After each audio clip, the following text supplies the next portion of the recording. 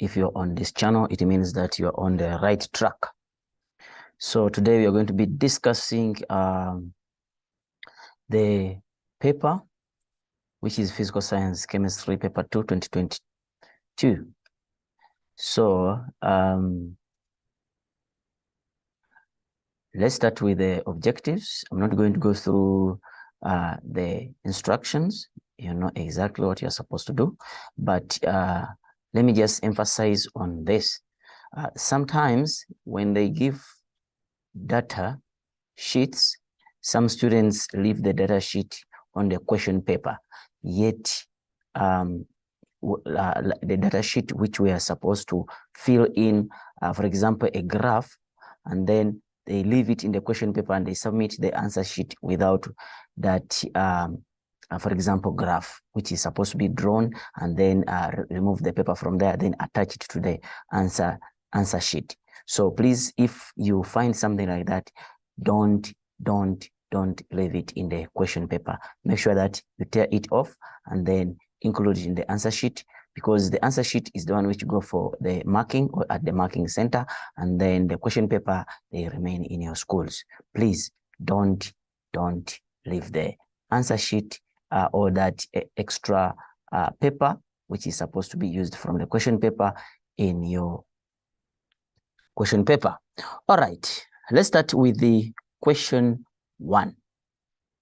They're saying that which one of the following of the following has the lowest boiling point? So if you look at this, all of them are straight chains, and these are the same functional group, which is you see that they have the same functional group, same homologous series. Therefore, what is different is the number of carbon atoms. So if you look at this, they're saying which one of the following has the lowest. This is the key point, the lowest boiling point. Therefore, we look at a compound with a low number of carbon atoms. So the answer is going to be, because this one has 6, this one has 2, this one has 4, this one has 8. So it's this one which has the lowest number. So they're saying that when ethene is converted into ethane, the type of reaction is, so in this case, if you look at this double bond, so when this double bond break one of it, it means that it's going to create, so it's going to be CH3, as they have shown it here. But how does it come to this? It means that the double bond will receive one hydrogen, the bond here, from the double bond. It's going to break in the middle. One comes this side, another one comes that side, I mean the parts, and then this one is going to receive one hydrogen, and also this one is going to receive one hydrogen. That's why you count them 1 plus 2, which is 3, and then here 2 plus 1, which is 3. So it means that since we are adding hydrogen on the reaction, therefore the answer must be hydrogenation. Is there hydrogenation there? So the answer becomes D. 1.1.3. They're saying which one of the following compound is which one of the following compounds in solution will change the color of methyl blue?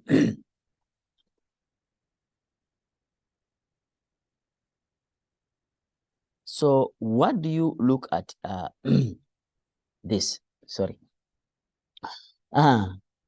What are you looking at this? This is an indicator which detects the pH which is relatively equal to 7. But remember, it can be on the side of alkaline or the side of acid. So this indicator measures pH which is relatively acidic.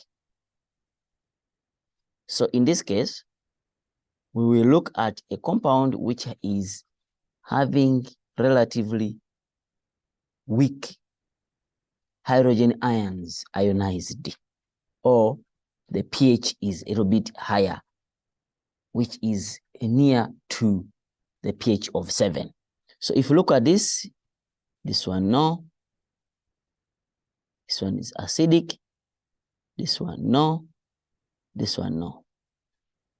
So the answer is going to become this. If you look at it, first of all, it's an organic compound. Therefore, its ionizing power is low. So it means that it does not dissociate completely when dissolved in water. So its pH is a little bit higher. So it is a weak acid. So the answer becomes B. Then they are saying 1.4, two different samples of impure calcium carbonate of equal mass react with 0.1 mole per decimeter cubed of sulfuric acid. Assume that the impurities do not react. So it means that you are scooping out the impurities. So what are they saying? The graph below shows the volume of carbon dioxide produced for each reaction. So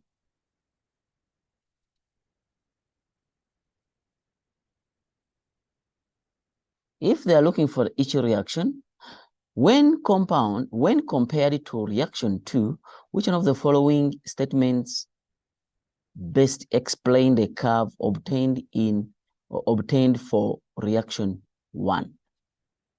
So if you look at, before we go that far, you'll see that reaction 2 is faster than the reaction 1. This one is slow. This one is fast. Why? Because it's more to the left. The more it shifts to the left, the faster the reaction is going to be. So you'll find out that what are they saying here on the question? They're saying that the temperature is higher in reaction 1. No. The surface area is greater in reaction 2. It's a gas. The amount of impurities is greater in reaction 2. If the amount of impurity is greater, then reaction 2 would have been slower. The amount of impurity is greater in reaction 1. Yes, that's why it means that you have fewer number of particles reacting. Therefore, the reaction is a little bit slow. Hence, it shifts to the right. So the answer becomes D. Then they are saying that the equation below represents the hypothetical reaction, that is A plus B gives you C. You see that the enthalpy change is negative. If the enthalpy change is negative, what does it mean? The reaction is exothermic. The activation energy for the reverse reaction is a key point. They even put it in capital letters. Reaction is 110 kilojoules per mole. Which one of the following is the activation energy for the forward reaction? For the forward reaction, they are looking for the forward reaction, but they're saying the activation energy for the reverse reaction is this. Okay, let's try to describe this, because sometimes students tend to fail this question. So now, if the reaction starts from here, it goes up. For the exothermic reaction, the enthalpy, the products must be lower in terms of energy because heat has been released. And then they're saying that if they're saying that the enthalpy change is -50 for this reaction. So this is the beginning, and then this is the end. So remember, final minus initial. If this is final, this is initial. So this becomes 50, but negative because final is lower than the initial. So it means that this is a change in heat of this reaction shown here. But they're saying that reverse reaction is 110. So if this is the, remember this is activation energy, yeah, this amount is activation energy, and the species which is as activation complex. So it means that now if I'm reversing, what's going to happen here? So this one becomes the activation energy, you see, and they say that this activation energy for the reverse reaction, when the reaction is going that side, is 110, because I start from low and then I end up in high. Therefore, the activation energy is positive and the enthalpy must be positive. All right. Now, the question is asking, which one of the following is the activation energy for the forward reaction? So it means that the activation energy for forward reaction is going to be this, from here to there.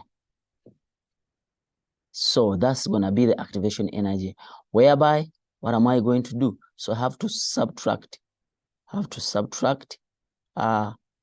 this from this. So if I have 110 minus 50, so what is the remaining balance?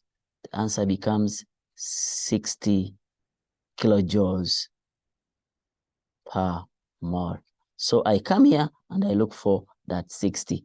So it becomes B. So that is the activation energy for the forward reaction. Then question 1.6. What are they saying about question 1.6?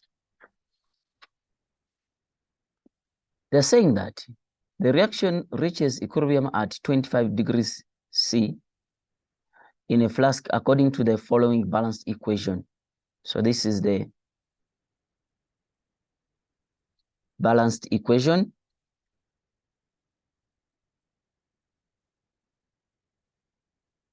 They're saying that which one of the following will change the color of the mixture from pink to blue? So if it is in equilibrium, and then now you have pink, then you have blue.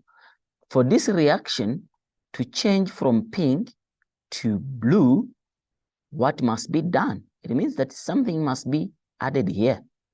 Something must be added here, or something must be removed here. So if you add something here, it's going to favor the forward reaction. If you remove something here, still is going to favor the forward reaction. If you add something here, it's going to favor the reverse reaction. If you remove something here, it's going to, so that it feels that it must fill that space which you have created of removing. And then if you add here, it means that it's too much. There's too much or excess. It's supposed to be balanced. Therefore, favors the reverse reaction. So now let's look at this and we see. First one, adding water. No, water will not cause that a big change in color. Cooling the flask. Cooling, this is the enthalpy change is greater than 0. So cooling of the flask. Now adding sodium hydroxide. Let me check and see. Adding sodium hydroxide will not cause this color to change. Then adding ammonium chloride. We have the chloride ions here. Yes. So if I add the chloride ions, because when ammonium chloride ionizes, it's gonna be ammonium chloride. It's gonna give me ammonium ion plus a chloride. So this chloride, it will be more here. When it's more there, what's going to happen? When it's more here, what's going to happen? It means that it's going to create a disturbance. And this disturbance is going to cause the reaction to shift to the right. And then the color will change from pink to blue. So the answer will become D. 1.7, they're saying that dilute nitric acid is added to distilled water at 25 degrees C. Okay, let me do like this. At 25 degrees C. Okay. Then they're saying that how will this affect the hydrozonium ion concentration and ionization constant, that is Kw, that is Kw means ionization constant for water. So at 25 degrees C. So they're saying how will this affect the hydrozonium ion concentration? Dilute nitric acid is added. Don't forget that this can only be changed by the temperature, not the concentration. Therefore, when it comes to you didn't change the temperature, you just added the concentration. Therefore, it means that it will remain, the Kw will remain constant, remain the same. So this could be the answer, and this could be the answer, because it remains the same. So this one becomes wrong, this one becomes wrong. But now, when you add dilute nitric acid, remember dilute nitric acid is like that. When it ionizes, it's a strong acid. It will give you hydrogen ions plus nitrate ions. So these are the ones, because it is dilute, so it's going to react to form the hydrozonium ions. So it means that the hydrozonium ion or concentration will increase. When it increases, but the Kw will remain the same. So this one becomes the most correct answer. 1.8, consider the ionization reaction 1 and 2. They're saying that when reaction 1 ionizes in water, it gives you this and this species, and the same species plus what? Plus water, it gives you species Y. So now what is species Y and what is species X? So remember, this is ionization. It means that it breaks down. So if it is like this, this is diprotic. It will ionize to give one hydrogen to the solution, and then that hydrogen is going to react with water to form this species, is going to ionize to give one hydrogen to, for example, like this, to the solution, and this hydrogen is going to react with water to form hydrozonium ion. That's why you have this hydrozonium ion here, then plus that species. Then it means that the species X is going to remain 1. Species X is going to remain 1. So if it remains 1, okay, let me show you what I'm saying. It's going to remain 1.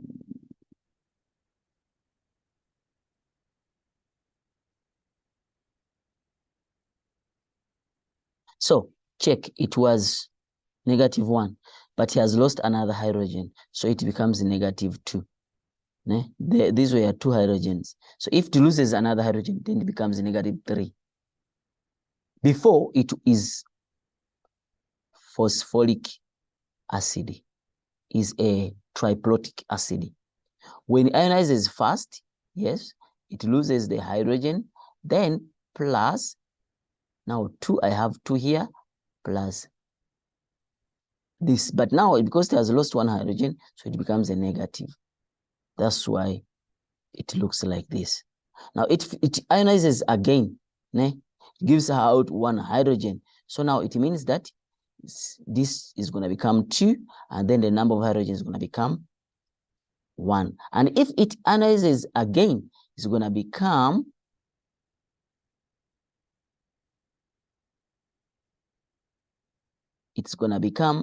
this plus, now it's going to become -3. You see, it's -3. So basically, because I'm here on stage 2, this is going to be this species. So I come here, I look for that species. So I see this species here, I see this species. I see this species. So the answer is likely to be this, and this.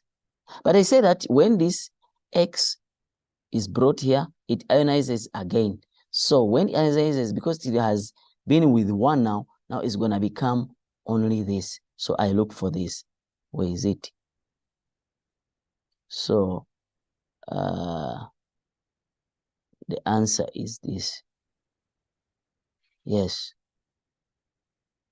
So this one is also correct, but this was wiped out. Therefore, it becomes wrong. So the most correct answer here is A. So the answer becomes A.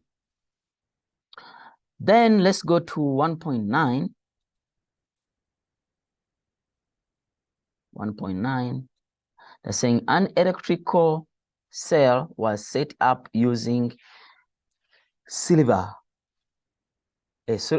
Using mercury, not silver. Using mercury, and then the half cell and another half cell under the standard conditions. Don't forget that when you talk about the standard conditions, you must talk about 1 atmosphere.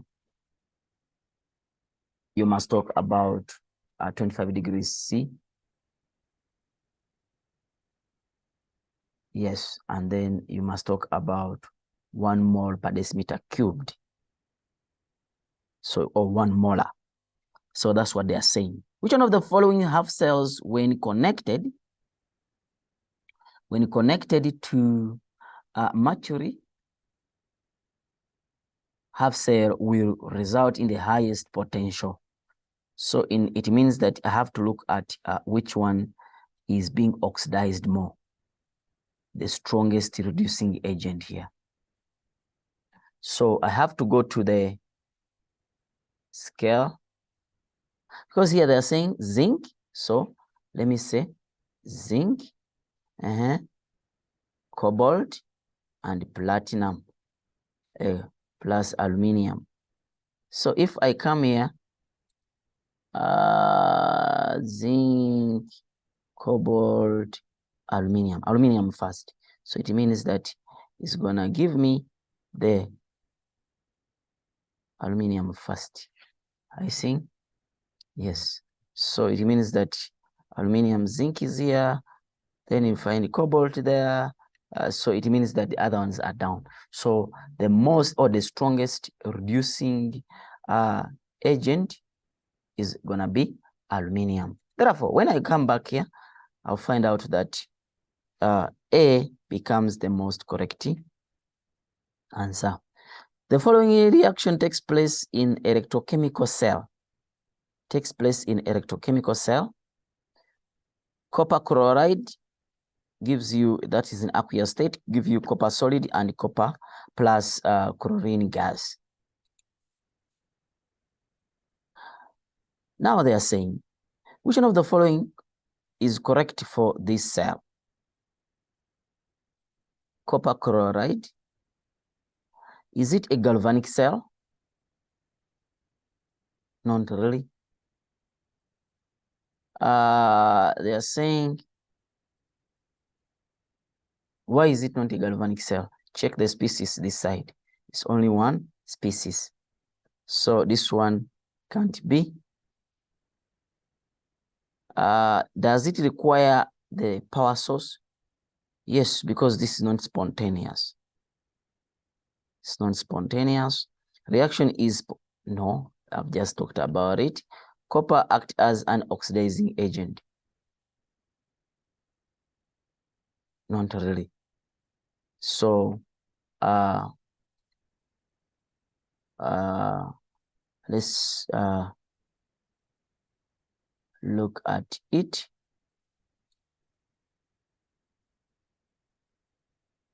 Copper is up. See, copper is up and chloride is down. So copper is oxidized. Therefore, it becomes a reducing agent, because anything which is oxidized, it causes the other one to be reduced. Therefore, it becomes a reducing agent. So copper can't be an oxidizing agent. So the most correct answer is B, and then I will say that B is the most correct answer and the perfect answer. So we have managed to discuss about the first objectives, and we are sure that 20 marks can be obtained in a simple way. So use the same trick when you are writing your exam. Same trick, make sure that you pass. Yes. Don't forget to revise. Revise hard so that you don't regret in the paper. All right, let's go to question 2. Question 2 is about organic chemistry. They're saying that A2H in the table below represents the 8 organic compounds or molecules. Write down the letter of that represents compound that is. So before you start, you need to know to classify all of them. You have to know how to classify all of them. For the purpose of time, we might not classify them now.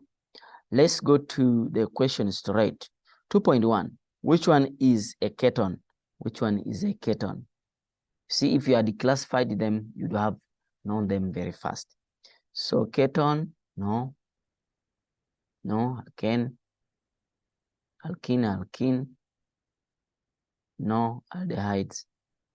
Keton is here. So the answer is going to be E. They have the general formula of this. This is the alkynes. Don't forget that alkane is plus 2, alkynes, alkene is 0, and then alkyne minus 2, meaning that CnH2n plus 2, alkane, CnH2n, nothing you add, and then Cn, that is alkene, CnH2n minus 2, which is alkyne. And then if you come back here, it will give you the same thing, which is indicated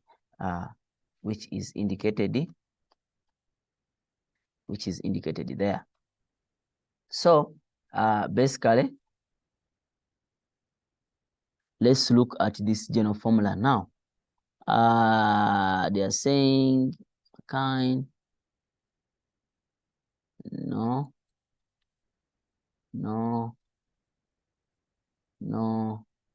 yin. That word yin. Remember the naming, it ends with yin. So F becomes the correct answer. Isomer of 2-methyl butene. Isomer of 2-methyl butene.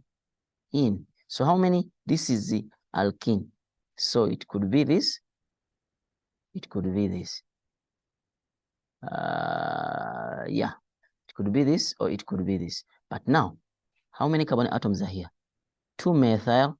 Meth is 1 carbon atom. But is 4. So this is 1 carbon atom. This is 4 carbon atoms. So it gives us 5.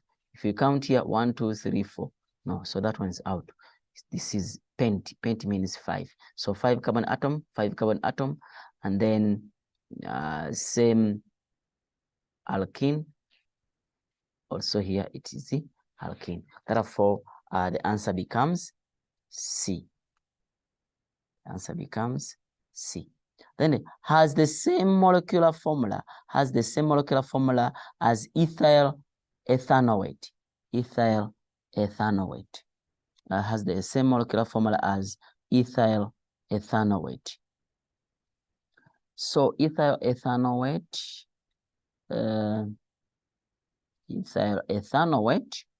you find out that the answer becomes this. Why?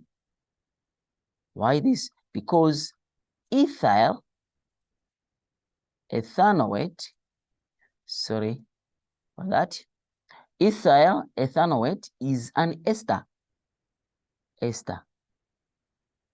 And then this is a carboxylic acid. Therefore, it is a functional isomer. Is the functional isomer. And if you look at this, ethyl, it means 2 carbon atoms, and then this one, eth also means 2. So 2 carbon atoms, which is 4.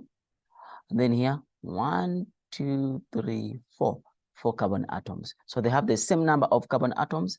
And ethanoate, it means that it has OO, 2 oxygens. And then also here, it has 2 oxygens. So basically, that becomes the answer. So the answer here is going to be H.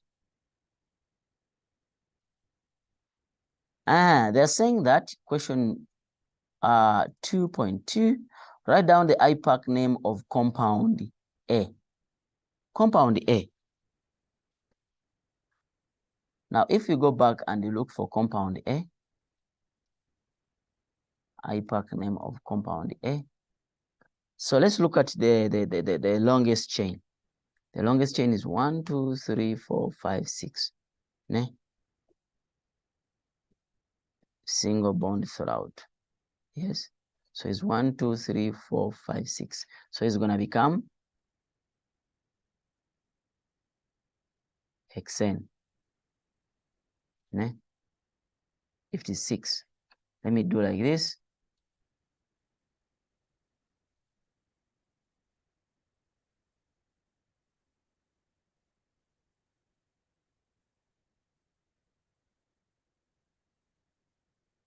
It's going to be hexane.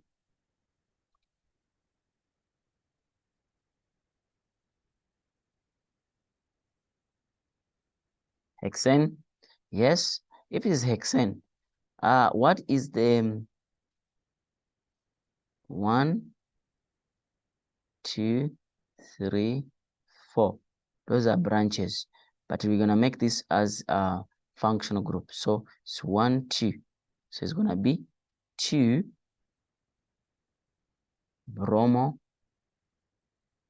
1, 2 dash 2 1, 2 1, 2, 3, 4 comma 4 1, 2, 3, 4, 5 comma 5. Yes. Try methyl, because all of them, they have 1 carbon atom. Trimethyl hexane. It's going to be 2 bromo. B comes before M. So therefore 2 bromo 2, 4, 5 trimethyl hexane. It's one word, ne? Yes. So that becomes the answer for that. Then they're saying that compound D, structure formula for F. What is the structure formula for F? So we go back here and look for the structure formula for F. So the structure formula for F is going to be, members, make sure that you write the structure formula. You write the structure formula. Because some people, they just write. And then some bonds are not shown. You end up losing everything there. So it is how many? 1, 2, 3, 4, 5. 1, 2, 3, 4, 5. But the double bond is on common atom number 2. 1, 2. Let me say 1, 2. So it is on common atom number 2. But the methyls are on common atom number 4. 1, 2, 3, 4. So there are 2 methyls. So when I have a common atom here,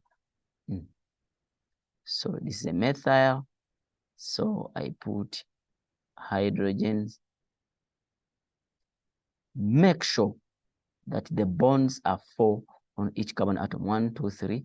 So there's another bond. And you put the hydrogens in now. Don't leave it hanging, because when you leave it hanging, you lose a mark. You lose a mark. It is easy to lose a mark than getting a mark.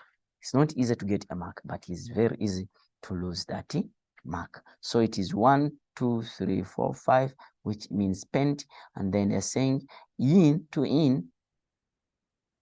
Oh, it is yin, not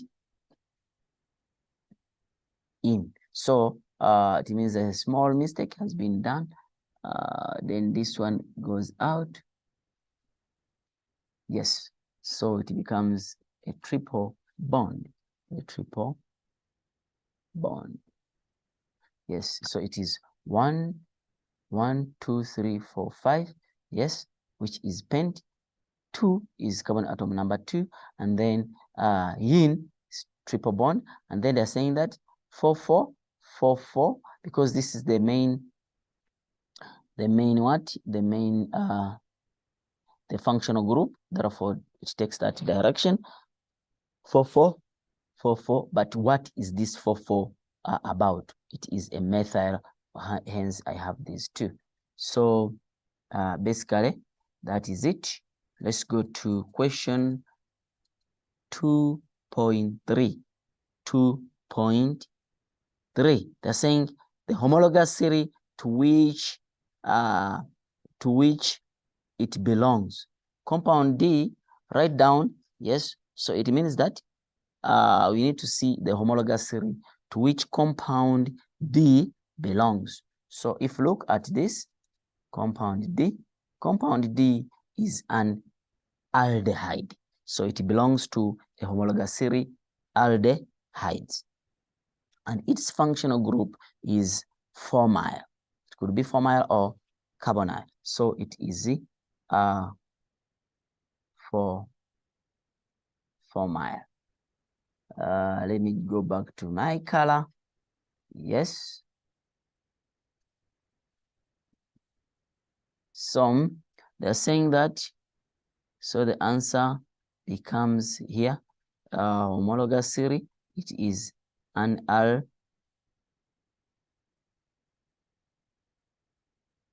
aldehyde, while this one is the formyl or carbonyl. Then 2.33 is going to become the structural formula of its functional isomer. The structural formula of its functional isomer. So it means that if this is a keton, if this is a aldehyde, therefore it's going to become the keton. 1, 2, 3, 4. So it means that we just have to put structural formula. Yes, structural formula of its functional isomer. So it means that they're going to be 1, 2, 3, 4. So I put there, and then I put the hydrogens. 1, 2, 3, 4. You see, I have to count and see if all of them are what? Are 4. So it's going to become 1, 2, 3, 4. Yes, this one is correct. 1, 2, 3, 4. This is correct. 1, 2, 3, 4.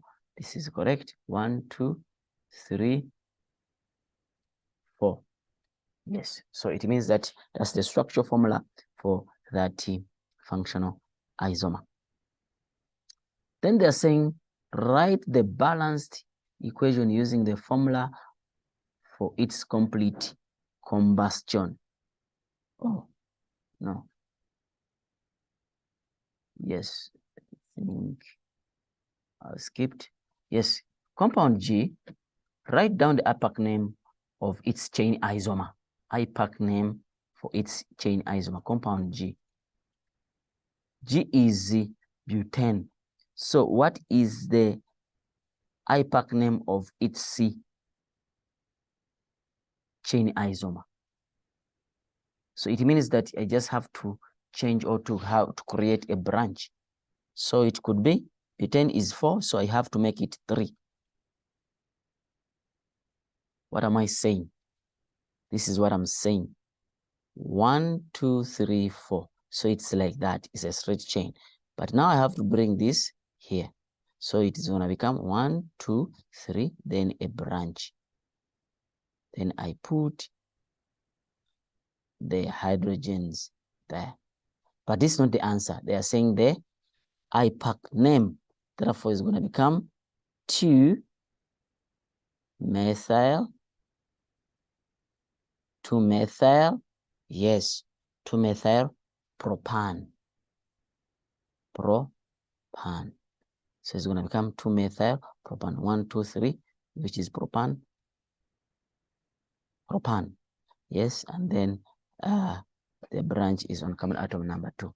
Then balanced equation using the molecular formula for its complete combustion. So whenever they talk about combustion, your answer must add oxygen there.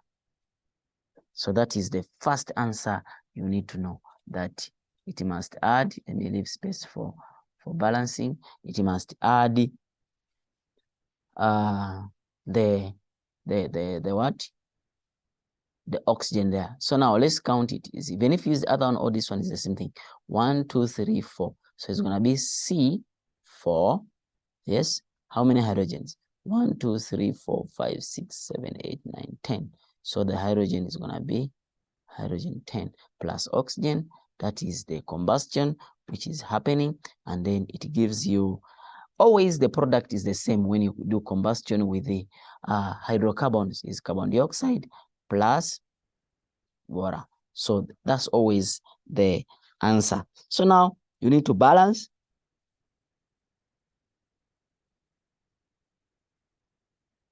If I put a 2 here, this is 8. So I put 8 here. Yeah, because this 2 times 4 is 8. So here is going to be carbon atom is 8. Isn't it? So now, if that is 8, so what about the hydrogens? Hydrogens, this and this, this and this is 20. 20, I have 10. I have 2 here. If I put a 10 here, so it's going to become 20. Now the problem is oxygen. How many oxygen do I have this side? I have 10. This is 16. It's 26. 26. 26.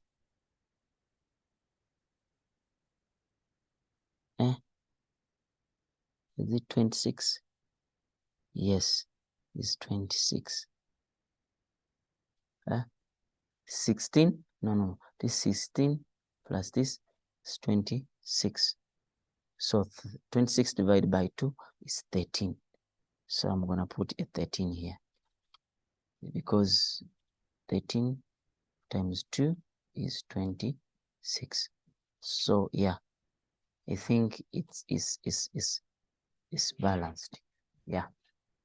So this is a liquid, this is a gas, this is a gas, and this is a gas. Yeah, things balanced. Yeah. So basically, if the balancing is a problem, don't waste too much time there. Né? You can first write the equation plus oxygen, whatever they ask you, the carbon compound give you, plus oxygen, you're gonna give the same product, which is carbon dioxide plus water. That's always when you burn hydrocarbon in air. So that's the product you are supposed to get. Please don't forget that. So when you finish, you go back and you try to come back here and then you balance, because it might take your time before you complete the what? the paper. The last question, but not the least, on organic compound, or the second question. They're saying that define the boiling point.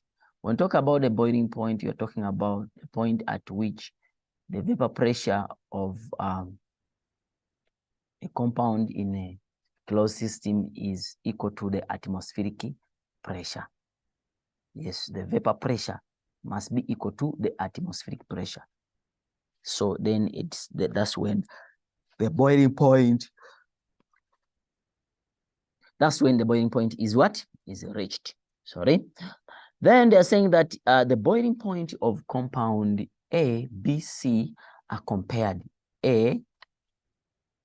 Now they're saying A, B, and C. Check. Propane, butane, pentane. 3, 4, 5. Correct. It means that there's a good comparison there.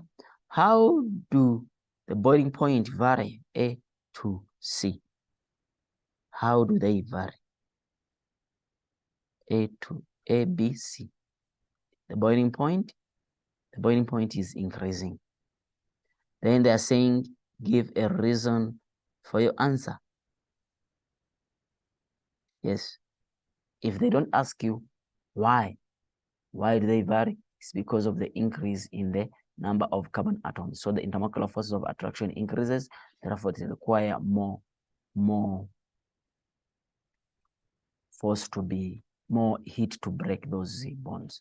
And if you look at this, you'll find out that there is the London forces here. Yes. Okay. Then let's say, how do boiling point vary from A to D? A to compound C. A to compound C. We have seen it. Choose increase, decrease, or so we have said it increases. Explain your answer. You have given the answer there already, that it increases because of the increase in the number of carbon atoms, and then it increases the intermolecular forces of attraction. Yeah, the molecular forces of attraction increase the random forces, yes, and then this will require more heat to break these forces, hence the boiling point increases. The boiling point of B, C, and D are compared. Let's see. B, let me change the color. Someone saying, why that color? Okay, B, C, and D. Is this a fair comparison? Let's check. This is 3. This is 4. Yeah, why that color is, you are correct. Let me use this. This is 4. This is 5. Butane. Methyl is 1 plus 4, which is 5. See, this is 5. So the number is not changing, but straight branched. Yet also the mass is also changing here. So we have 2 independent variables changing. So the answer becomes no. Is this a fair? It's not fair. Why? Because 2 independent variables, 2 factors are changing. So we won't know what caused what. So therefore, no. Give a reason for your answer, because 2 factors are changing. That is the nature of the chain. This one is straight chain, and then the other one is branched. This one is branched chain. So the nature of the chain, and then number 2, the mass, the molar mass is also changing.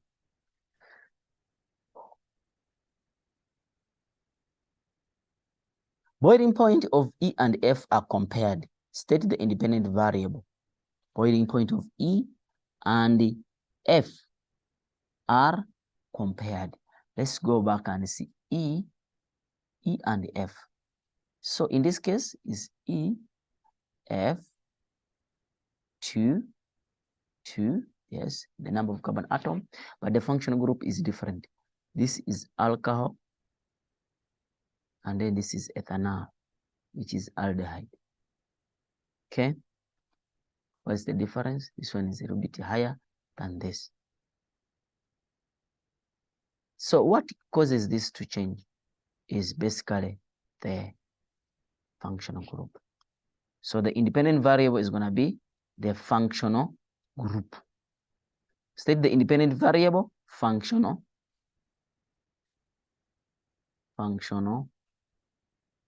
group. Write down the name of the strongest van der Waals forces present in F. F is ethanol. If F is ethanol, ethanol has no weak hydrogen bonds. That's why you see that its boiling point is lower than ethanol, which has weak hydrogen bonds. So because it has hydrogen bonds, the hydrogen bonds, therefore, it requires more heat to break it, while ethanol has no hydrogen bonds. Therefore, it only has what we call dipole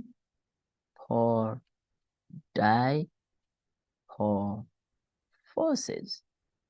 Yes, it has dipole forces. So that's the force which make it to be the strongest force in it. Which compound DE has the highest vapor pressure? And give a reason for your answer. D and E. D and E. D, this one, and E. Check the boiling point, then it will determine the vapor pressure, how much vapor pressure is going to be produced. So this one is 28, or this one is 70. The higher the boiling point, the lower the vapor pressure, and the lower the boiling point, the higher the vapor pressure. So it means that this one is going to have the higher vapor pressure. Why? Because it has the lower boiling point. Therefore, it produces vapor with less heat compared to this ethanol. So the answer is D. Give a reason for your answer. Because of the low boiling point. I think we are done with this. So 12 marks. If it appears, then automatically it means that this organic compound are very easy to pass. Yes, you can't go to the paper without killing this section of organic compound. Okay, let's go to question 4.1. Study the following incomplete equation for organic reaction 1 and 2. And then compounds PQ are organic compounds and T is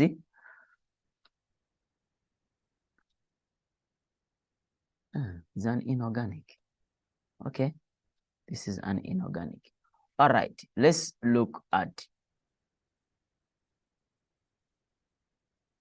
it.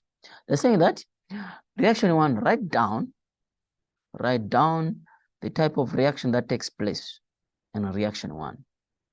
You have this is a bromide, sodium hydroxide, but this is concentrated.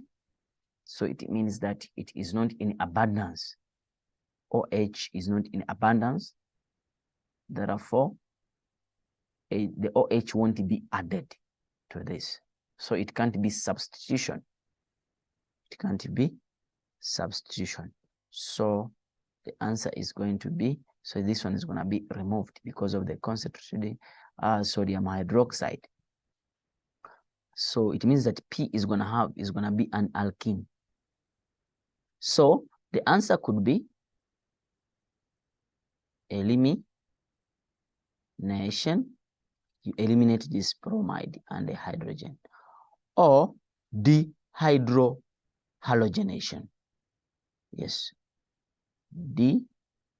Dehydrohalogenation. Why?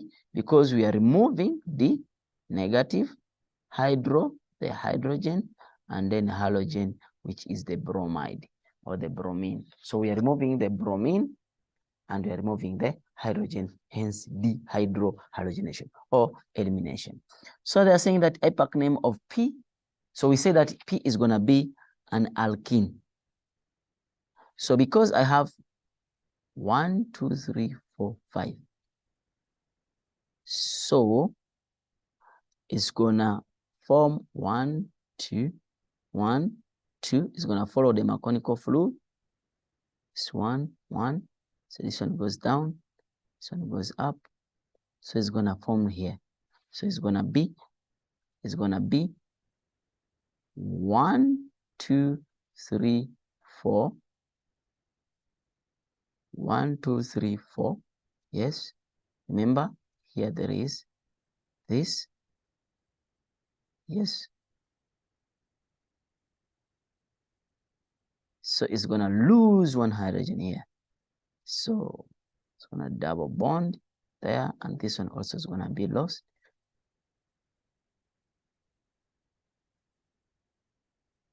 One, two, three, four. Yeah. So the answer is going to be like that. But this is not the answer because they want the IPAC name for that. So it's going to be 1, 2. It's going to be 2 methyl. 2 methyl. Yes. 1, 2, 3, 4. Bute. 1, 2, 2 in. Bute in. So that becomes the what? The most correct answer. Name or formula of compound T. So because I lost this bromine, yes, the bromine will react with sodium hydroxide. Okay, let me show you.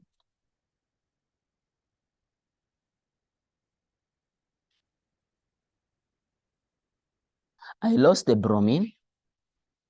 So now the bromine is there hanging. And also, you see here, there was a hydrogen. So the hydrogen is lost. So also hydrogen is there hanging. And then now this sodium hydroxide breaks down to form sodium bromide. So it means that the sodium will ionize. Sodium hydroxide will ionize.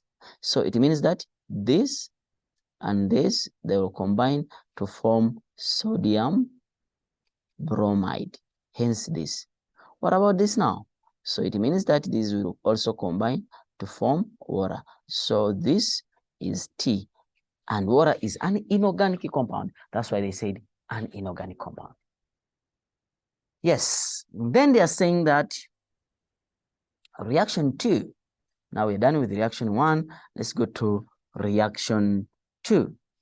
They're saying reaction 2, you have carboxylic acid, which is the ethanoic acid, plus compound Q, which we don't know. It forms butyl ethanoate plus water. So the moment you say you find this ester, né? This came this from the ethanoate. What about bute? Bute is 4. So it means that that compound, the alcohol, must be butanol. So they're saying, write 2 conditions needed for this. The first one is heat.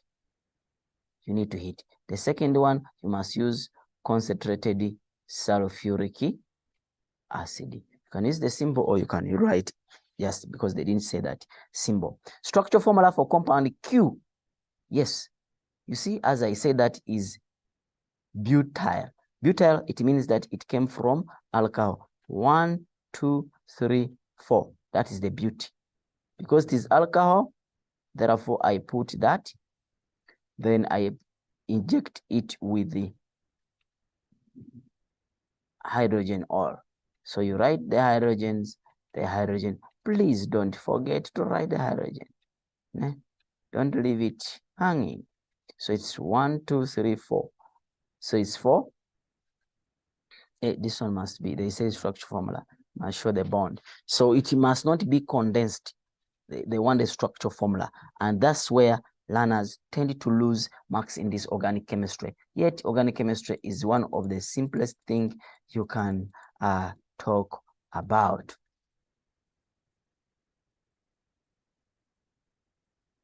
Lastly, on organic molecules, they're saying that cotton wool soaked in this compound, which is an alkane. Yes. Because of 10 carbons and 22. It means that plus 2. Two straight chain organic molecules X and Y and Z are produced in test tube A according to the following balanced equation. They're saying that carbon, you have C10, HC10, H22 gives you X2X plus Z. Hey, yeah. Now, how are we going to do to know what is this 2X and what is Z? Okay, let's use this idea of you saying that 2X, if this is 10, 2X, I think. So it means that I'm gonna have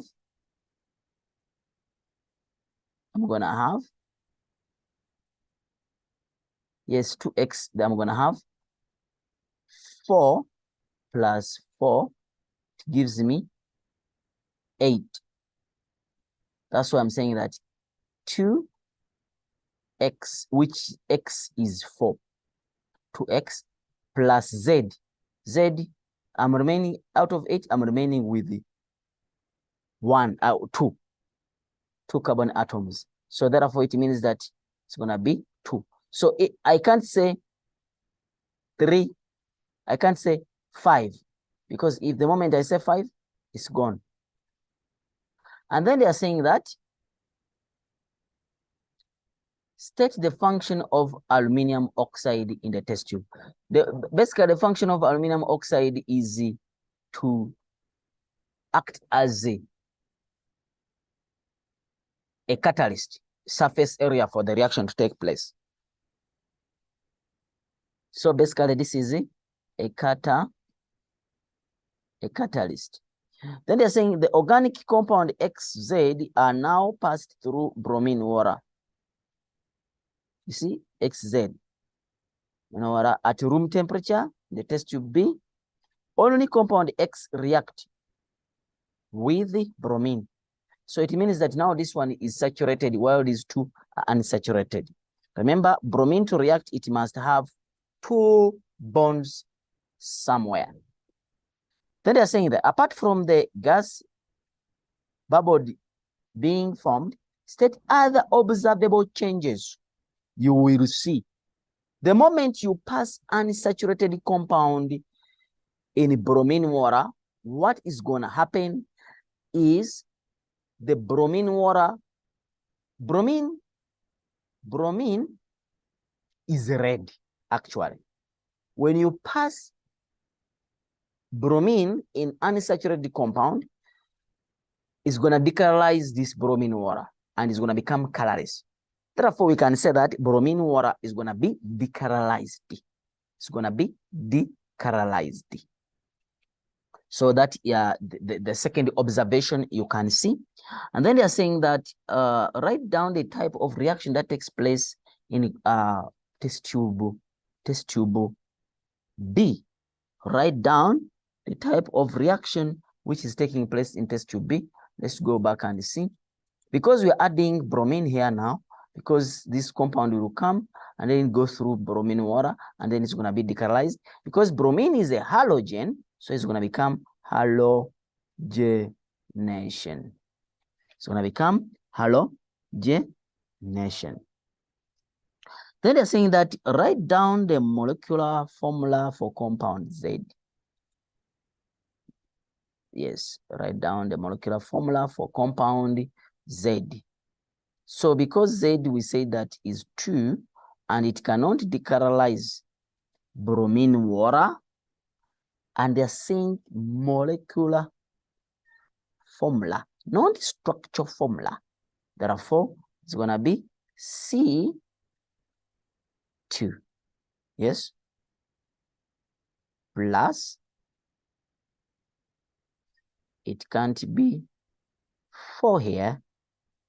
Why not 4? Because once I put 4, it's going to become unsaturated and it should decolorize the bromine. But they said here, it's only compound X which decolonizes the bromine or which react with bromine. Therefore, it's going to be 6, which means that is an alkane, CnH2n plus 2. So it's supposed to be 4 plus 2, which is 6, which is an alkane. Then they are saying that 4.2.5, write down the structure formula of compound X. Now they want the structure formula of compound X. Remember, these are 4 carbon atoms, and then these 4 carbon atoms, they decaralized. So now I will say C, 2, 3, 4. Remember, it was times 2. So double bond, then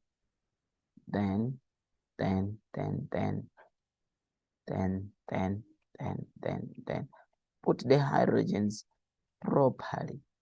Put them properly. Yes. So that becomes the what? That becomes the answer for the structure formula. So you guys make sure that you try and try and try and try your best to do this organic chemistry because it has the. So let's go to question 5. They're saying that learners use reaction of magnesium carbonate with excess dilute hydrochloric acid to investigate relationship between temperature and rate of chemical reaction. The balanced equation for the reaction is, so you have magnesium carbonate giving you hydrochloric acid plus magnesium chloride plus carbon dioxide and then water. The results were obtained represent presented in the graph below. Average rate of production of carbon dioxide in grams per minute versus the temperature. So please take note of this. It is not versus the rate or the time. It's not versus the time, it's versus the temperature. Yes. So here it's not the rate in seconds, it's a rate is measured in grams per minute. All right. Then they're saying that define the term rate of reaction. Rate of reaction is the change in the product with the change in time, or change in the concentration of the reactant with the time. So the rate, when you talk about rate means time. So you must know about that. So you should not repeat rate. So state 2 conditions that must be kept constant in the investigation. Since we are using a solid here, so pressure might not work out. So we can talk about the surface area. The surface area, meaning that whether they are grains or it's granules or fine. Yes, surface area. And then you can also talk about the concentration of the reactants. So basically, concentration is a good answer, and also surface area, then concentration. They're saying use the collision theory to explain the relationship in the graph. So what's happening in the relationship with the graph? If you look at it, you see that as temperature increases, the average rate of reaction is also increasing. So the graph is showing you. Remember that whenever the graph is going like this, it shows the graph for the products. So basically what you need to talk about here is the higher the temperature, the higher the kinetic energy. So your explanation must have the word high temperature, high temperature. You must equate it to high kinetic energy. And then if the kinetic energy is more kinetic energy, meaning that the particles have more kinetic energy, therefore it means that you have the word, you must talk about more effective collision, more effective collision. But the collision must take place per unity time. So high temperature, the higher the temperature, the higher the number of particles with more kinetic energy, and the more effective collision per unit time it will happen. And then what happens if more effective collision, there will be higher rate of reaction, or increase in the rate of reaction, increase in the rate of reaction.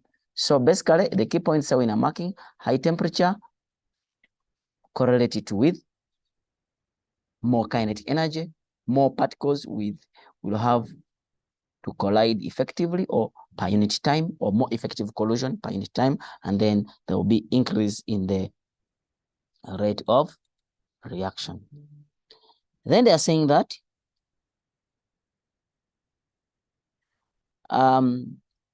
a learner obtained a graph using 5 grams of magnesium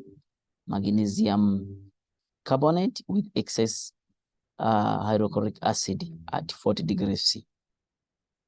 Calculate. They're saying calculate. What are you calculating? Calculate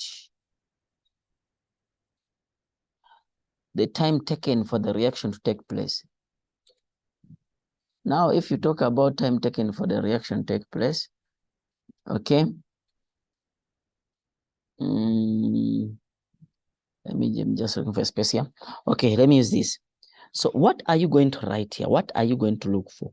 Because now time there is nothing given here related to time. So what you need to do is to relate it to rate. Remember, when you say rate is going to be equal to change in the concentration over change in time.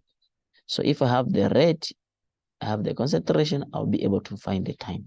But here from the graph, they say that this is average rate. So I can find the average rate here. So let's start. How am I going to find the concentration? So we're going to use the product, because this is the carbon dioxide. So we have to look for carbon dioxide. But we don't have anything we can start with related to carbon dioxide. Therefore, I have to use this, and after that, I use the mole ratio. So let me find the RFM of magnesium carbonate is going to be equal to, magnesium is 24 plus carbon is 12 plus oxygen is 16 times 3. So the answer is going to be 84. So this is the 84.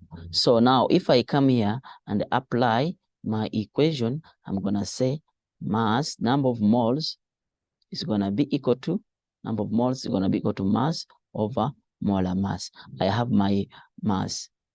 The mass is given here is 5 divided by the molar mass, which is 84. So when I get the answer here, the answer is going to be 0.06 moles. These moles are for this. So now from here, I need to do a mole ratio, magnesium carbonate to carbon dioxide. So if you go back to the equation, you'll find out that the mole ratio is magnesium carbonate with carbon dioxide is the mole ratio is 1:1. Therefore, I'm going to have 1:1. So if I have 0.06, I'm going to also have 0.06. So now, because the graph is giving us in mass, in grams, therefore I have to change this. I have to change it, and then change this moles into mass of carbon dioxide. Therefore, I'm going to use the same formula again, is number of moles is equal to mass over molar mass, whereby number of moles I have them for carbon dioxide 0.06 is equal to mass, of which the mass I don't know, I'm looking for, and then the molar mass is equal to carbon dioxide is 12 plus 16 times 2, which is 32 here, 32 plus, which is 44. Yes, 44. It's 32. 32 plus 12 is 46. Is 32 is 44. Yes. So it's gonna be 44. So I cross multiply. So M is gonna be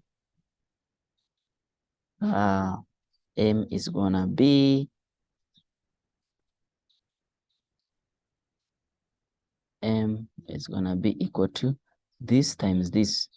So M is gonna be this times this, which is 22.64. These are the grams. So now from there, I think I'm able to get the answer. If I apply, let me use this space. If I apply, come here. If I apply this now, you'll find out that I'm gonna have to rate. I have to go back and find out what's the rate here. Let's assume that it started from 246. 246. 1, 2, 3, 4, 5, 6, 7, 8, 9, 10. So each is 1, 1, 2, 3. So it's 3. And then this one, it does not reach 6. So it's 4. So basically it's 6 minus 0.06 minus 0.003.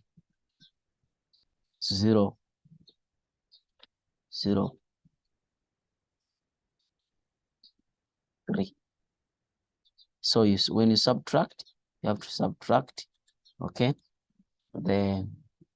this minus this, so that I get, because it didn't start from 0.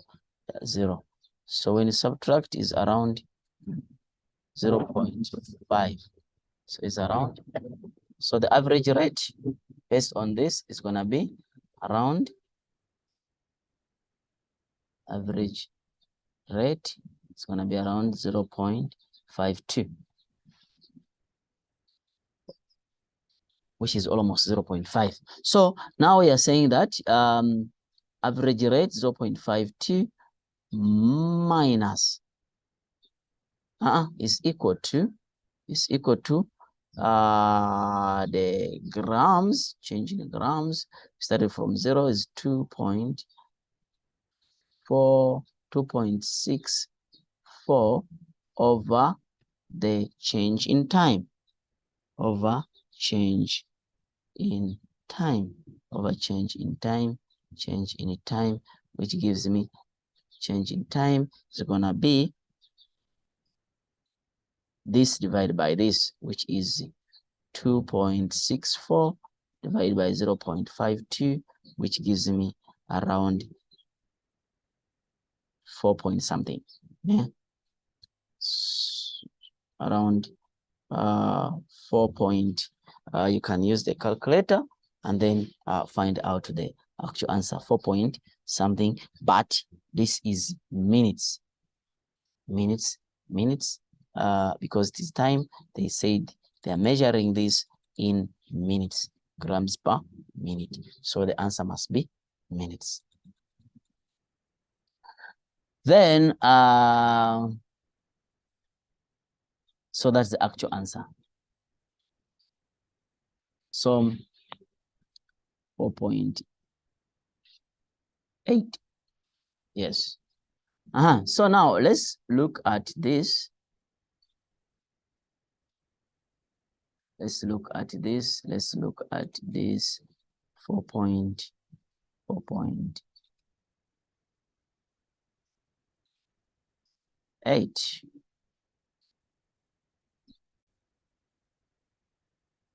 So after calculating is 5.0, 5.1, 5.07, okay, 5.1 minutes. So now they're saying that molar mass of molar volume of this compound carbon dioxide at 40.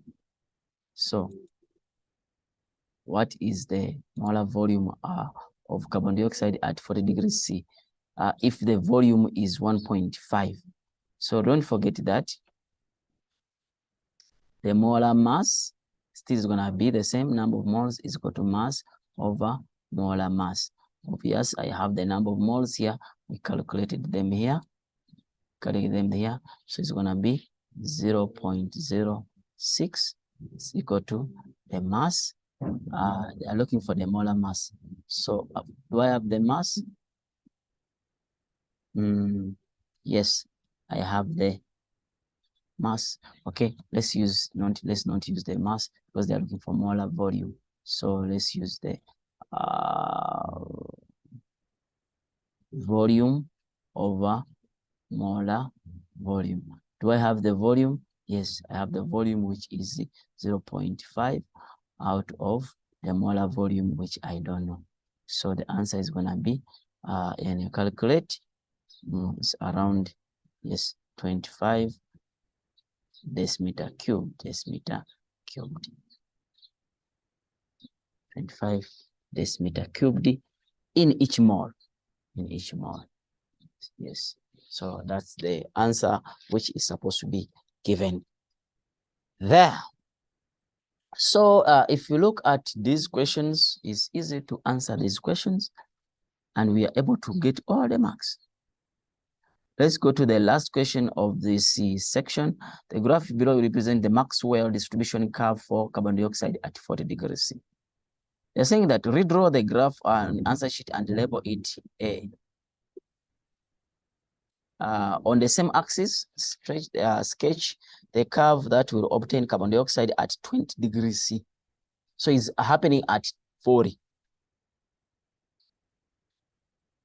So at 20, remember this is kinetic energy. You understand? And then if I do this, you'll find out this is the number of particles with sufficient energy. So now, when you lower the temperature, it means that the number of particles with sufficient energy will decrease. Does not mean that the number of particles in the reacting vessel have changed. No, they are still the same, but they have to redistribute themselves to see that which one will have enough energy, which one will not have enough energy. Because I've lowered the temperature, and temperature increases the kinetic energy. Therefore, I'll have fewer number of particles which will have the sufficient energy to collide to form products. Therefore, if I redraw this graph, I have to start on the same graph, same point, and then it goes up. Yes. And then the number of particles with sufficient energy will not be the same, will be lower. So something like that. It must be straight, ne? It must be correct, nice, ne? Yes. So this one, it will become the graph which is drawn, which is B. So that's how it's supposed to be done. So if you check here, the number of particles with sufficient energy, in this case, they are lower.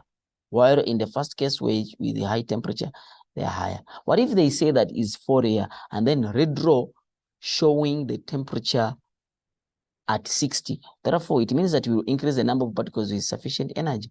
Therefore, it will come like this and comes like this. It means that it has more particles with the sufficient energy. So it means that if you look at the shaded area, see that there are a number of particles which have sufficient energy.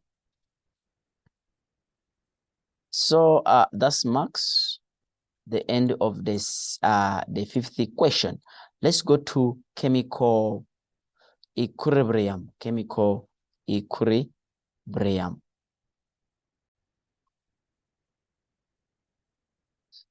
Question 6, they're saying that initially 4 moles of hydrogen, yes, and 4 moles of iodine allowed to react in a sealed 2 decimeter cubed flask according to the following equation or balanced equation. Hydrogen plus iodine giving you hydrogen iodide. The enthalpy change is less than 0. So meaning that this reaction is exothermic. So we have to know that. Now they're saying graph below shows the concentration of this and this versus time. All right. Question 1, write down the value of y. The value of y is divided by 2. So basically it's gonna be 2 decimeter cubed per 2 moles per decimeter cubed. It's gonna be 2 moles per decimeter cubed. Yes.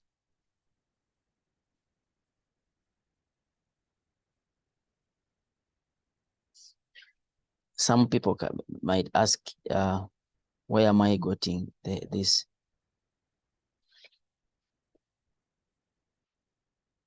Is number of moles is equal to concentration is equal to number of moles over volume. So you have the number of moles, which is 4 divided by 2, which gives me the concentration to be 2. Yeah. So just in case that you didn't get it, how did I get that? Okay. So that's why I'm saying that the answer is gonna be 2 moles per decimeter cubed. All right, state the Rectian's principle. Here, when you are talking about the Rectian's principle, you're supposed to talk about the stress which is being introduced and how is this stress being wiped out from the system and how is the system going to favor the what? Is it the forward reaction or the reverse reaction? So how you can say is, let me just state it for you, that when equilibrium in a closed system is established, yes, the system will reinstate a new equilibrium by favoring the reaction that will cancel or will oppose. You can say cancel or will oppose the disturbance. So basically, that's what you're supposed to talk about. And then, so question 6.1.3, they're saying that change were made to temperature of the flask at T2. At T2, what flask was the flask heated or cooled? Let me check. Remember we said that this is exothermic. And then if you look at this, it is increasing. It didn't reverse. It increasing, the products are forming more, and then the reactants are disappearing. Then it means that because it is exothermic, it will be, the forward reaction will be favored by decrease in temperature because it is an exothermic reaction, doesn't need heat. So when you decrease the temperature, if you cool it down, therefore the forward reaction is going to be favored. So that is the answer. So it's exothermic. Why? Is because it's favored by lowering the temperature. Therefore, the forward reaction is going to be favored as an explanation. Equation below represents the reversible reaction that takes place with the nitrogen dioxide is converted into dinitrogen tetraoxide. And then they're saying initially, is we are calculating. Initially, you have this X moles of nitrogen dioxide is sealed in 1 decimeter cubed container at 350 Kelvin. When the equilibrium is established at a temperature, yes, you're saying that 0.8 mole decimeter, 0.81 moles dinitrogen tetraoxide is present in the container. Write down the meaning of the reversible reaction. Reversible reaction is when the products can be converted back to reactants. Don't tell me that reversible reaction is a reaction whereby it can be reversed. No, the products can be converted back to reactants. Show that the equilibrium constant for this reaction is given by this. So this is like a proof.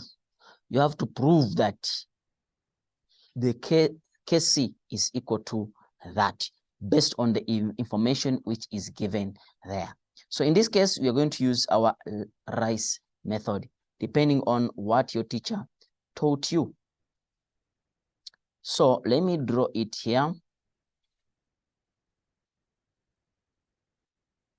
Let me choose the black color. Draw.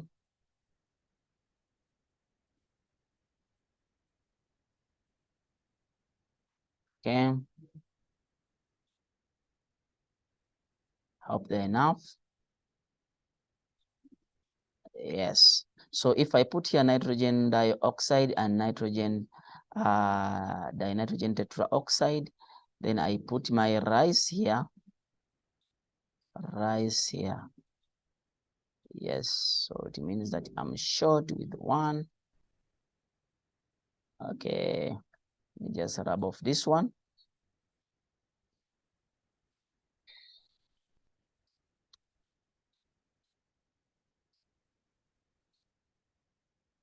Okay, now let's start. Fill in the information. What are they saying?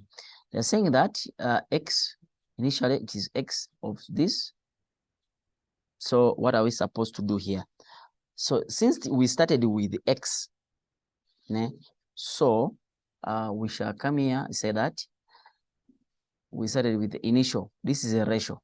All right, if you are saying a ratio is 2/1. So I'll come here and I say is 2/1, but this one started with x, but because this is the product, it starts with 0. Now they are saying that 1 decimeter cube, that's the volume. You say that when equilibrium is established at that temperature, 0.81 moles of dinitrogen tetraoxide is present. So at equilibrium, yes, you'll find out that 0.8, yes, 0.8 is there. At equilibrium, 0.8 remains that is what is produced. Therefore, 0.81, that is what was produced and is the same thing what is at equilibrium. So if I have what is used or what is produced is 0.81 and it's 1 mole, what about when it's 2 moles? It means that I'm going to say 0.81 times 2 because I have 2 moles here, which gives me 1.62. Yeah, so those are the number of moles which were used. So now I need to know the number of moles which remained at equilibrium, but I started with x. Therefore, I'm going to say x minus 1.62. So those are the number of moles which remained. So now, what is the concentration at equilibrium? This is the concentration at equilibrium. So if I say that's the concentration at equilibrium, therefore, I will say, because if you go back here and we are supposed to divide it with the volume, but the volume is 1 decimeter cubed. Remember that concentration is equal to number of moles divided by a volume.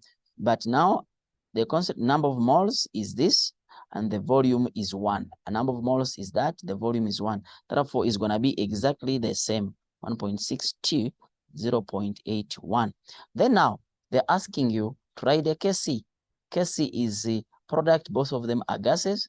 Therefore, I'm going to say Kc is equal to the product, which is 0.81 divided by x minus 1.62. But remember, this is 2. 2 number, the number of moles 2. So we power it to 2. So this, does it resemble the expression they gave us? Yes, 1.81, 1.81. Then they're saying that x minus 1.62 squared. X minus 1.62 squared. Therefore, our answer becomes correct. Then we go to the second equation, saying that 0.79 moles of dinitrogen tetraoxide is now added to 0. So it means that now we have added this. Is added to equilibrium mixture below, and then when the new equilibrium is established, it was found out that nitrogen dioxide increased by, it increased. So you need to take note of this because there is an increase. All right. Let's go back and then we do our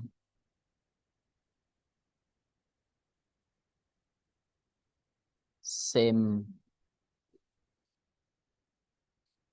rice method. Yes, same rice method, whereby I have nitrogen dioxide and then nitrogen tetraoxide. Then I have rice, which is ratio 2:1. Then I have rice CEE, whereby here I have the initial. Now, the initial in this case, what did we start with? In this case, they say that 0.1 was added. 0.79 moles of this were added to nitrogen dinitrogen tetraoxide. So it means that when I go back to this, yes, to this which was at equilibrium, I added, so I have to add 0.97 because they said 0.79 was added when the mixture was equilibrium. So it means that I'm gonna say 0.81. So it means that I've started with 0.81, yes, plus 0.79. Yes, 0.79. Yeah. So that's what I started with. What are they saying? Then they say that when equilibrium is established, it was found out that 0. So what about the other side? It means that before I go there, it means that this one didn't change. So it will remain x minus 1.62. So I come here, I write it there. So it's gonna remain with the, oh, sorry. This is 1, this is 1 more. It's 1 more. And then this one is, as I said, 0.81 plus 0.79. And then now, this side, this one didn't change. It only changed at equilibrium. Therefore, it's going to be x minus 1.62. Yes, I got it there. I got it from what we calculated. Got it from what we calculated at equilibrium. Yes, so you should not be confused. Now, they are saying that, what are they saying? That they're saying that when the new equilibrium is established, it was found out that nitrogen dioxide increased by, at equilibrium, it increased by.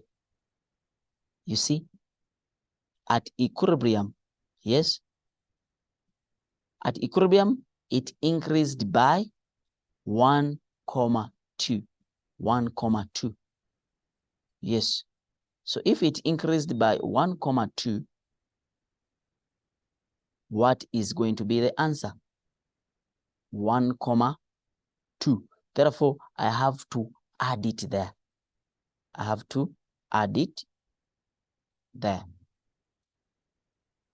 So it increased. Let me first draw a line.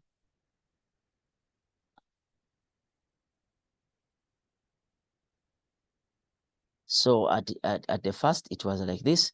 So it's going to be x minus 1.62 plus what added? They say that 1,2. So 1.2. So what is the answer here? The answer is going to be x minus 0.42. Yes. And then if you add here, what is it? Answer is going to be 1.6. Yes, if you add the two. Yes, so what was used? What was used? So if you go back here, you'll see that they're saying that if this 0.79 moles now added to the equilibrium, and when the equilibrium is established, the amount was found to be this.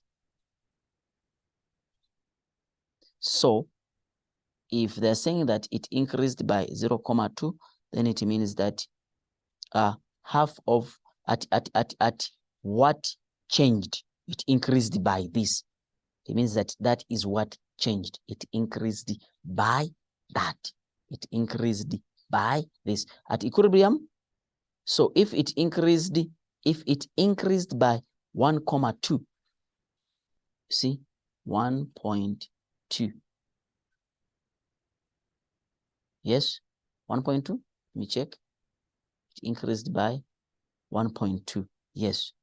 So that's why now this brings up the real aspect that if I subtract this minus this, this, so if I add this, because it was added, it was found out that this is what was added. Therefore, I have x minus 1.62 plus this.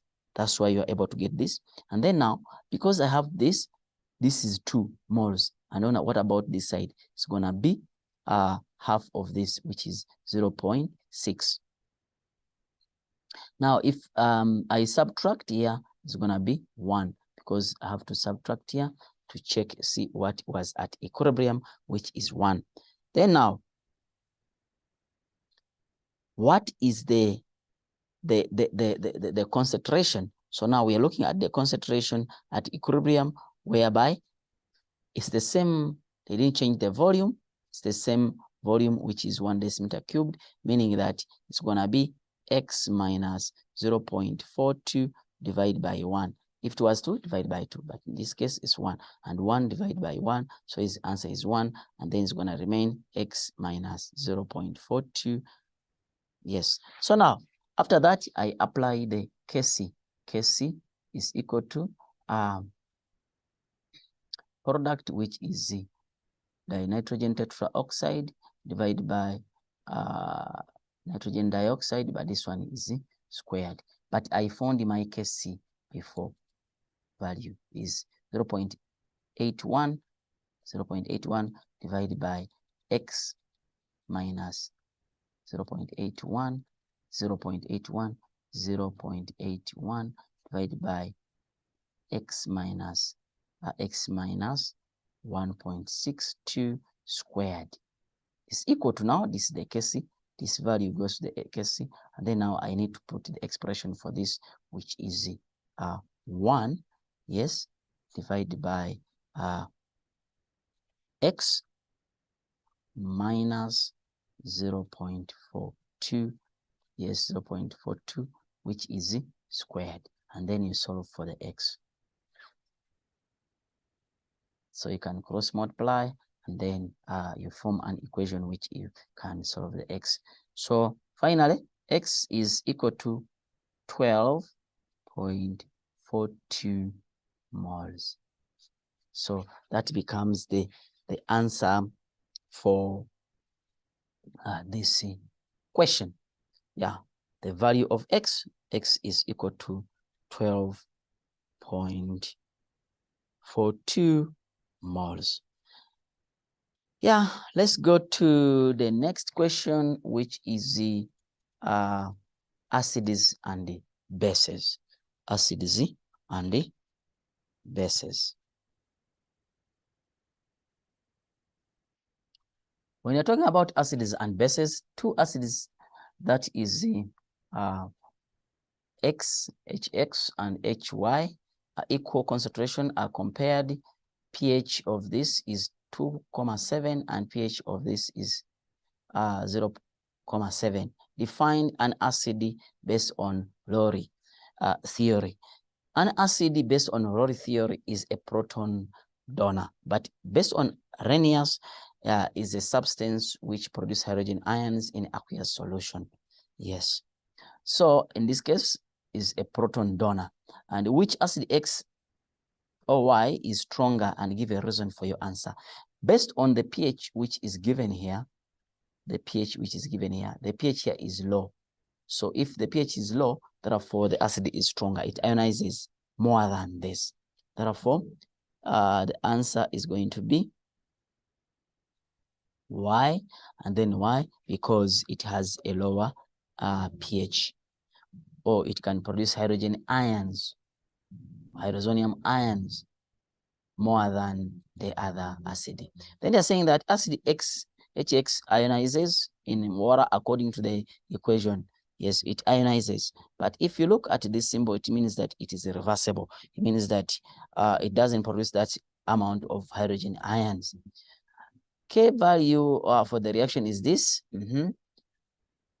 Is the concentration of hydrozonium ion higher than, lower than, or equal to the concentration of this? If the concentration of hydrozonium ion can't be higher than this. Why? Because this does not ionize completely. And number two, this is not a diprotic acid. It's not a triprotic acid. Therefore, it means that it produces one hydrogen ion. If it was a diprotic acid, it means that produces more than one, or triprotic acid, which produces more than 3 per species, then would have seen it in a different angle. But in this case, it is monoprotic acid, therefore, and it is a reversible reaction. So the ions of hydrozonium can't be more than this. Therefore, we can say lower than. Give a reason for your answer, because it is this is a weak acid. Then they're saying that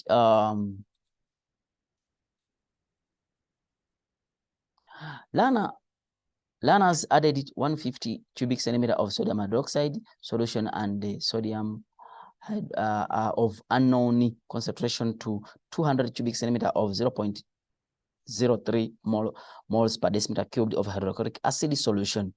Hydrochloric acid, as illustrated below, they find that the pH of the final solution is 2. Something is fishy here, which you need to solve out. Why should the pH be 2, yet you reacted a strong base and a strong acid? Because if sodium hydroxide reacts with the hydrochloric acid, I expect it to have neutral solution, which is the pH of 7. Why pH of 2? Then it means that there was some excess hydrochloric acid in this reaction. So it means that now hydrochloric acid is going to be in excess. So let's continue and then find the question they're asking. Calculate the pH, calculate the concentration of the final solution. Here, the concentration is simple. Remember, pH is equal to negative log of hydrozonium ions, or hydrozonium ion, hydrogen concentration. And then the pH is 2. Therefore, the pH is going to be negative log of hydrozonium ion. Yes. So if that is the case, then it means that you remember this is log 10. Yeah, base 10. So this This brings a negative, and then it gives you, when you calculate, it's gonna give you the answer, which is 0.01 molar, because it is the concentration. Then what about the concentration of initial concentration of sodium hydroxide? Now, if since it is 7 marks, you need to calculate it properly. You list what it is being given.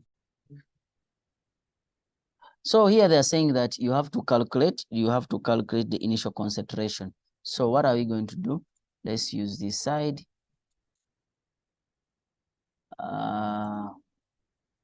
Let's list what is being given. They're saying 150, that is the volume. Volume is equal to 150 cubic centimeters. And then this volume is for what? Is for sodium hydroxide. But we are looking for the concentration of sodium hydroxide. Therefore, we don't know the concentration. So it's going to be, I don't know. But what about sulfuric hydrochloric acid? The hydrochloric acid, they said that it is 200 cubic centimeters and 0.03 moles per decimeter cubed. So it is, volume is going to be 200 cubic centimeters.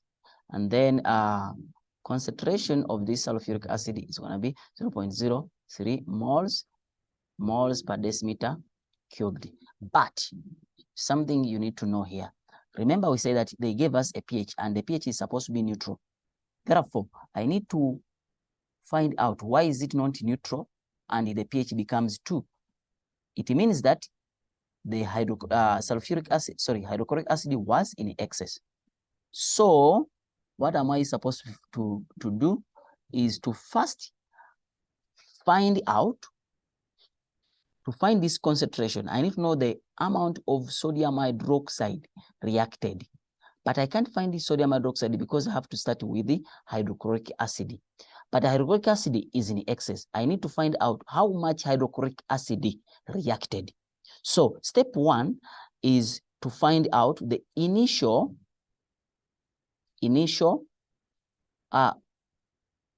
moles of hydrochloric acid. Step 2, I need to find out the excess of hydrochloric acid. Step 3, I need to find out, you subtract what was used. What was used in the reaction. So now step 4, I need to, it's just, this one is just for subtraction. And then step 4, I need to call out what you call the mole ratio. And the mole ratio, based on the equation here, you see that the mole ratio is 1:1. Therefore, that one is simple. It's the mole ratio is 1, sodium hydroxide, and then hydrochloric acid is 1:1, meaning that the number of moles which I've got here, which was used for hydrochloric acid, will be the same. And then after that, I apply the last step to find out the actual one. So now let's start the initial moles. The initial moles, they say that is, we started with the volume. So we are looking for the number of moles. Therefore, I'm gonna say, I'm gonna use the same formula. Number of moles is equal to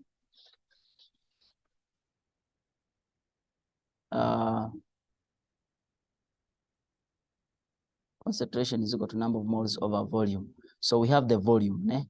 You have the volume, you have the number of moles. So concentration here is going to be 0.03 is equal to number of moles, I don't know, divided by the volume. But remember, this is not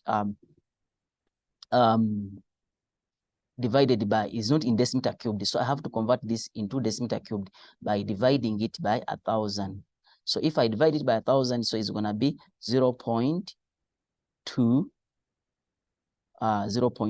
So the number of moles here is going to be, this times this. So there is going to be, what is the answer? The answer for the number of moles there is going to be 0.0 0.06 moles. So these are the number of moles initially. But now, what is the number of moles of excess hydrochloric acid? Remember, from the pH, we calculated that the pH, the concentration is 0.01. So I have to come here and then I calculate, it says concentration is equal to number of moles divided by volume, whereby the concentration is 0.01. Number of moles, I don't know, I'm looking for them, and then divided by the volume. Now, because this is the final, because they say the pH here, where is the pH? They say that they find that the pH of the final solution is assumed to be 2. Therefore, it means that the volume of the final solution is 150 plus 200. Therefore, I'll come here and say that for the case of volume, remember, it's going to be 150 plus 200, which is 350. Then I divide it by 1,000 to get it in molar volume. So it's going to be 3.5, 0.35. So now when I calculate the number of moles, this times this, I'm going to find out that it is 3.5 times 10 to the power negative 3 moles. So you can calculate it. So now I found the initial, cool. I found the excess, cool. Now if I subtract this from this, I'll be able to find what is used. So when I subtract the 2,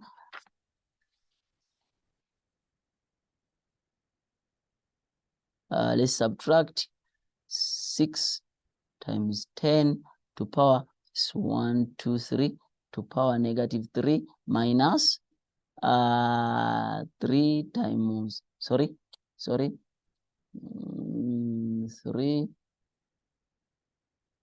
is 3.5 times 10 to the power negative 3.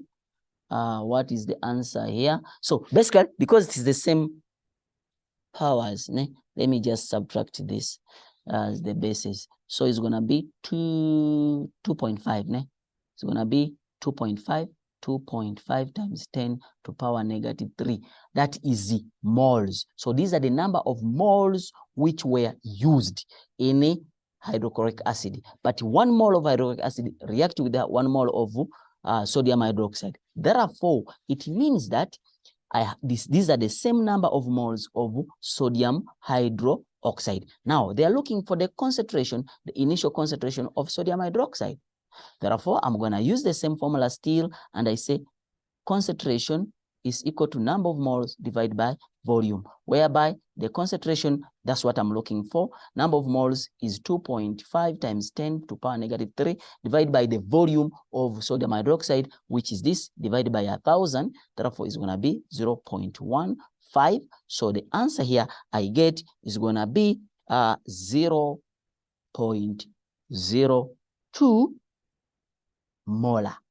Either molar, or you can say moles per decimeter cubed. So that is the answer, how you are supposed to get it. I hope you have understood this concept. And then it marks the beginning of the last question. So we're going to discuss the last question.